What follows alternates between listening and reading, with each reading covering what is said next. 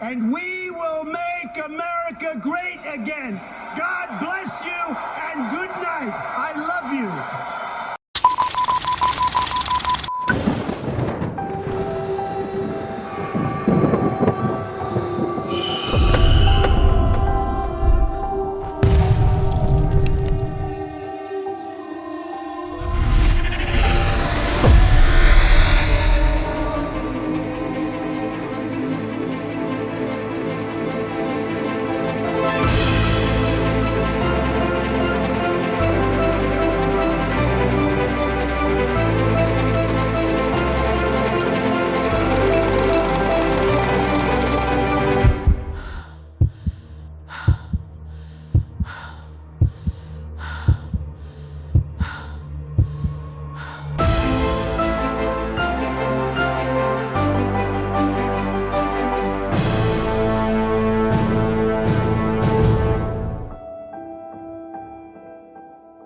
Hello and welcome to Barbed Wire Strategy. My name is Colonel Jim Medlove. This is part 3 of building the Order of the White Elephant Trophy. If you've watched the first 2 videos, if you haven't watched the first 2 videos, stop what you're doing right now and go back and watch the 2 previous to this, because you'll have missed some steps in how I build this really terrific, fantastic trophy out of all kinds of exotic woods.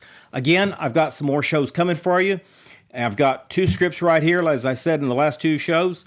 I've got a video that's coming out on It, the book by Stephen King. It was supposed to be a Halloween special, but we missed Halloween. But that's okay. We'll catch next Halloween. It's a thick book, as you can see. I got to get through this thing. And then I have a political video coming at you, and that is going to be on the New World Order. And that's everything I've lined up everything in the script that I see that's going on, from opening up for the illegal aliens down on the border, all the way to these ridiculous supposedly stimulus packages for Build Back Better crap that the idiot Alzheimer's president we have wants to do, and his Communist Party. And then also, it's going to cover everything. But again, this isn't the political deal. This isn't the political show. I mean, my show is political, but this particular show tonight is not on politics. This show is going to be on Order of the White Elephant. This is part 3. So let's go out in the shop, and I'm going to show you how I build the next step of this fantastic trophy, and you're going to see the next step in the process. So again, if you haven't seen the other 2, go back and watch the other 2, and then come back right here. I'll be waiting for you right here. So let's go out in the shop right now, though, if you've already seen the first 2, and let's get our hands into the wood and glue and sandpaper and see what I can do. And then we're going to take this out of the vise. Okay, we're going to take this out of the vise. This is dried too. There we go. Now I'm going to need to sand that a little bit to get a flat surface, because I am going to be gluing against this oak right here. We're going to take the oak and this Brazilian cherry, and we're going to put it together just like that. But right now I'm going to sand both these surfaces. So we're going to just sand this. Now, lots of times if there's a lot of glue, I'll just put it on the belt sander and glue it there. And not glue it, but sand it there, because that's fast and it's easy. But right now I don't have a cord running in my belt sander, so I'm not going to bother with that. And also, normally I would blow this off with the air compressor and get all of that out. But right now, with this kind of work, it's not that important if it was a finished product. But remember, I'm doing the Morris side. This is not a finished product. This is to be lathed, and then it'll be finished. So all I need is a solid surface. Now that stuff here, I'm going to use a chisel on that.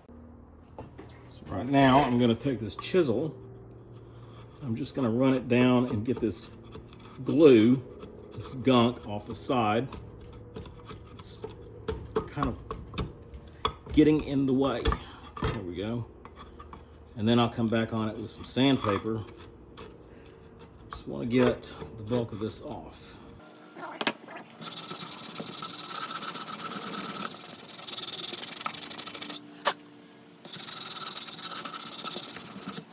There we go.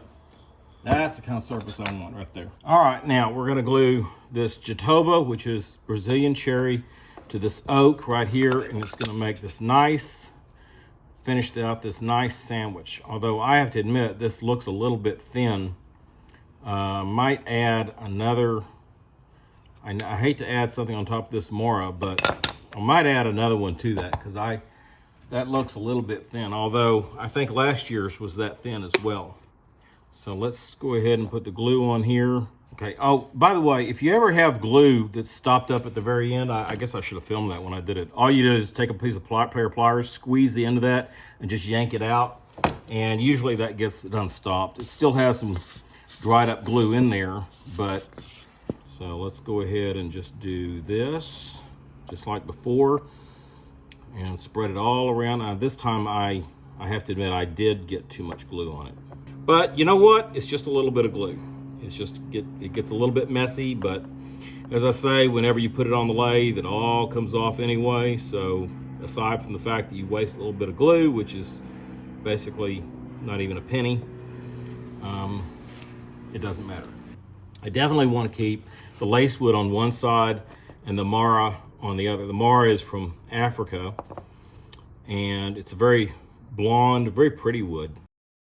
So we're going to get this finally viced all up together, just like we planned to do many weeks ago, or all year really. I should have been working on this back in February or March or April, but as we all know, the ceiling collapsed on the wood shop, and I was busy rebuilding and renovating the wood shop, something that I surely had not planned to do before the ice storm.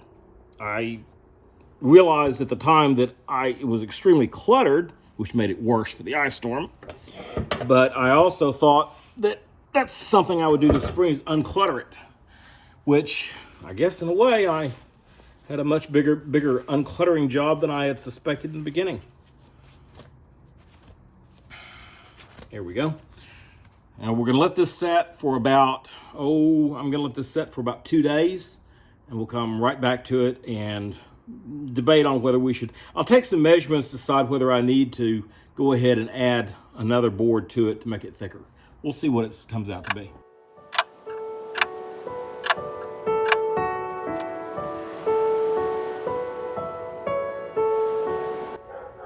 Okay, so here is going to be, right here, we're still drawing the main component for the little man that sits on top of the Grand Trophy. This right here is going to be, I think, the column, because what I have here, what I did last year, is right here is 4 3/8 inches for the column. This is what we're trying to talk about here, which is this right here. And I think what I'm going to do is I'm going to put these together, and then I'm going to put this. This right here is Jatoba. So this is going to be Padauk with some Purple Heart in it. And then this outside piece, and this piece, and this piece, and this piece is Jatoba, which is Brazilian cherry. And I'm going to encase it on the outside. And then when I turn it, it should have these 4 parts that will show the Padauk on the inside. So this is just doing something a little bit more creative, just something a little bit different. Last year it was all Padauk. This was all Padauk, all of the column, I mean. And then, of course, the base was walnut, American walnut, which we'll do that again. But let's see how this comes out. All right, what we're gonna do now is I've cut this gun color alvas. This is, it looks like gun color alvas, doesn't it? If it's Brazilian cherry, Jatoba is another word for it. This Jatoba right here, I've cut this. This is going to be the outside pieces. And along with the outside pieces here and over here. This piece will be the center piece of this column. And then I have 2 pieces, very thin pieces, as you can see, of Purple Heart. I just happened to find that in my scrap box and decided, why not? Just put a little Purple Heart in it for the hell of it. We'll just see how it comes out. May or may not see it in the end. I guess you'll see it in the top of the column and the bottom of the column. But anyway, this is our center piece right here. It's Padauk. Everything else is Padauk. So that's Padauk. This is Padauk. That's Padauk. And then we have the Brazilian cherry, the Jatoba on the outside. Same thing on this end. Purple Heart, Purdue and Brazilian cherry. And then these two Brazilian cherry pieces will go, so when all these are together, like this right here, like that, and they're all cut correctly and glued, then these pieces go on top of that. Oops, oh well. You get the idea, I hope. All right, this right here is a better look because now I've cut the board so you can kind of see better.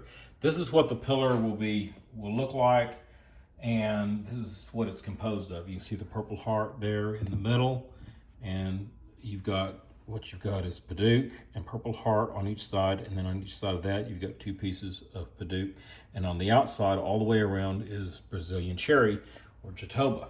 So this is what, and I'm gonna glue this together now, and then we'll see how she comes out in the end. All right, to keep this organized and to make sure I don't make a mistake and glue the wrong thing together, I've organized them into equal piles. So this pile is equal to this pile. These are the two outside pieces that will go on last, and these will be our first two pieces that will go on, which will be the Purdue and the two pieces of Purple Heart. So let's glue these together.